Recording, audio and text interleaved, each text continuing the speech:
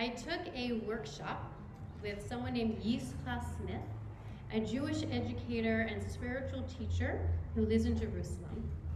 This meetup was through AJRCA, where I'm doing some studies, and because of the now semi-permanent nature of our world, the session was, of course, on Zoom. So Yisra, from her home in Jerusalem, could lead us on a journey that changed my life. I didn't expect it to, sitting in front of my laptop screen for hours, too many hours, and feeling extremely done with the format. But I found myself in front of the screen with tears in my eyes and needing to tell her how much she affected me. And this is going to sound funny, and I will explain, but because of Yisra, I am a rabbinic school dropout. Yisra is a trans woman. This has absolutely nothing to do with the teaching she led and was in fact never even mentioned. But in hindsight, knowing this makes the work she did with us even more powerful. I read her biography recently and then watched a documentary about her life, which I'm going to share with you on Yom Kippur afternoon. To make a very long story short, she had lived a life as a religious Hasidic male who was married with 5 children. At the time, Yisra was a well-respected spiritual teacher who every Shabbat had students following her, then him, home from the Western Wall to study.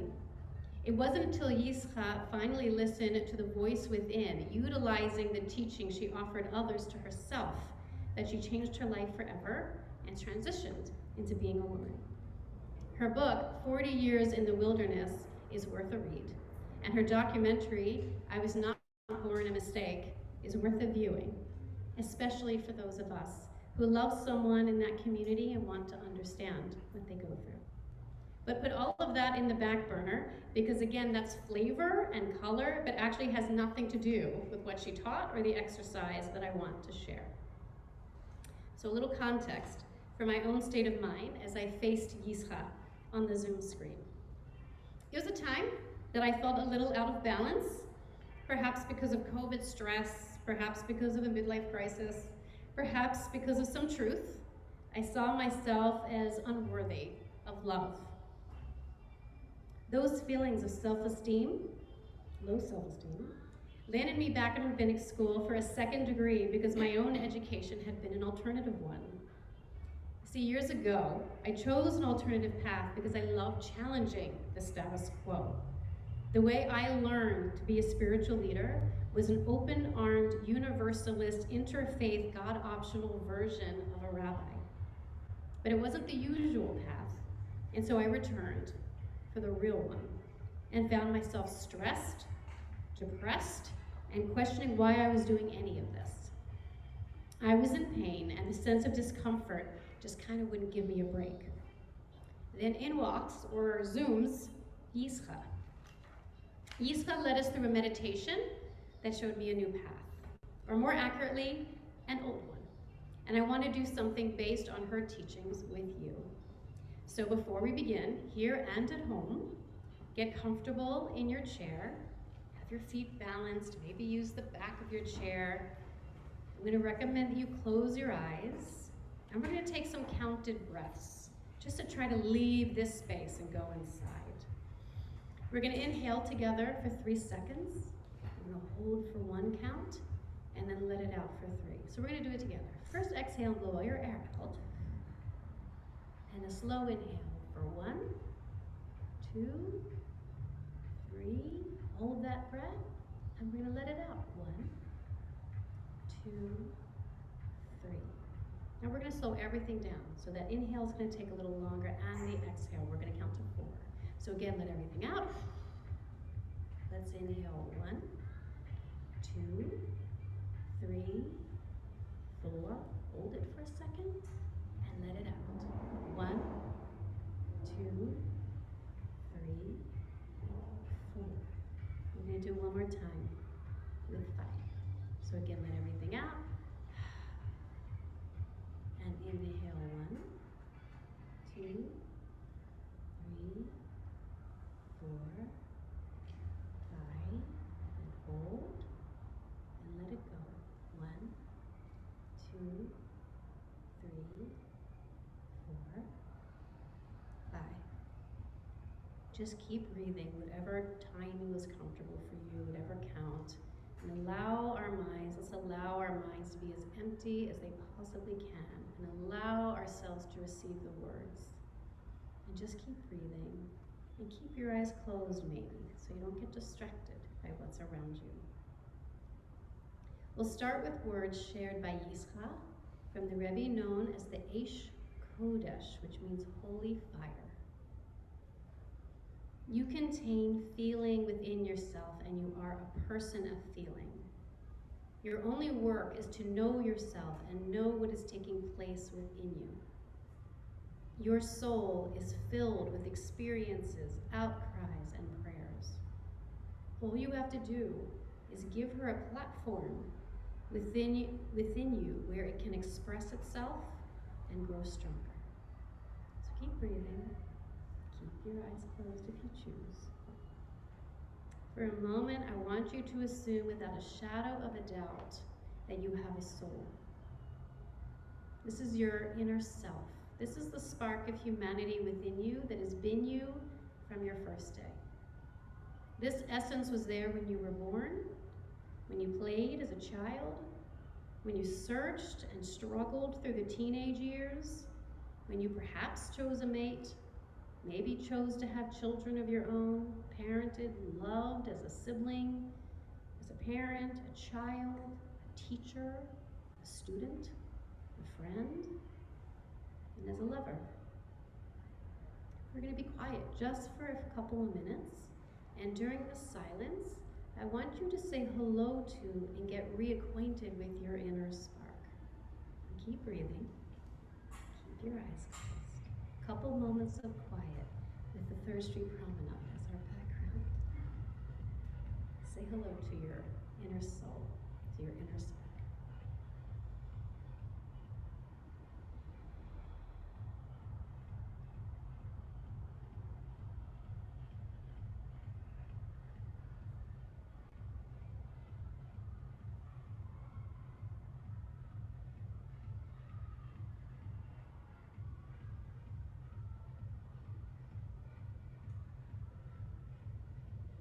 Now that you've reintroduced yourself and you've gotten to know one another again, this process starts with a question.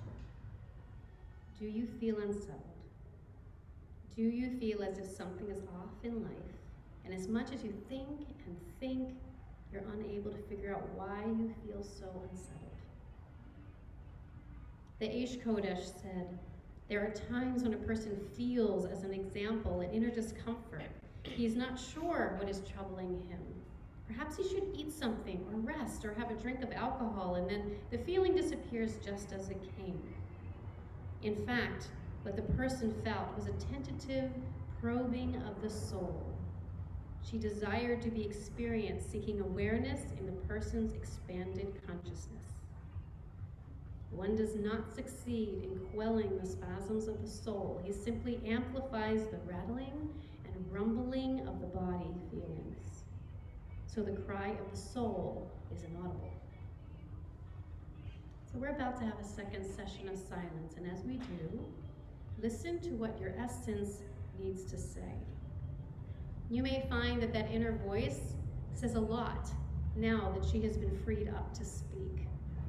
And as you listen, ask yourself, has the you that has been you since the day you were born been trying to reach out to you? Is there a disconnect between the life you lead and the life your soul needs you to lead in order to be nourished and healthy? Talk to that inner spark as if she were a small child. Ask her how she's doing. Ask her if the uncomfortable feeling you have is tied to her trying to be heard. Ask her what she wants and needs from you so you can both find a little more peace. Just like a parent, your conscious, real-life self is in charge, and the spark has to go along with your choices. And so just like a parent sometimes has to ask a child what's wrong, we're going to ask our souls. So let's listen. Another few moments of silence. Don't forget to keep taking those long breaths. Keep your eyes closed if they are still closed. Have a conversation. Ask her some questions.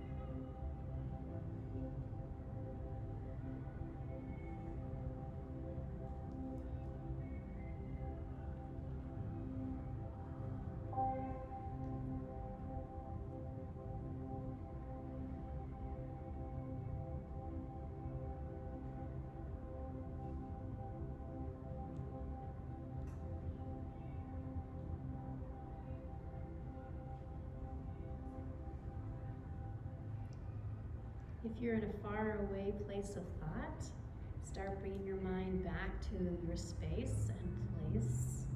Move your fingers and toes around maybe a little bit and stretch, and when you're ready, open your eyes. I won't ask any of you to share what your inner spark told you, it's private. But I will share a little bit of what happened with me. When I did this meditation, my inner voice said, music. Many of you know I was a music educator, a singer and a choral conductor before I started a journey as a cantor and then as a rabbi. I always found my spirituality through music, and it's only because of music that I'm here at all. But for years, I kind of left that musical self behind and focused on other things. And while I still sang, it was no longer an integral part of my life. And so an unbalance began, and I stopped listening to my inner spark. Music, she said. The other truth that she told me is that I absolutely love being an outside the box, not mainstream, differently educated, alternatively thinking spiritual leader, and that being inside the box is just not for me. For the first time in conversation with myself, I could define myself that way out of love and not from fear. I'm still studying there at AJRCA, but in a program where I get to choose what I want to take and not take a path that's before me that just didn't feel authentic to me. Back to you.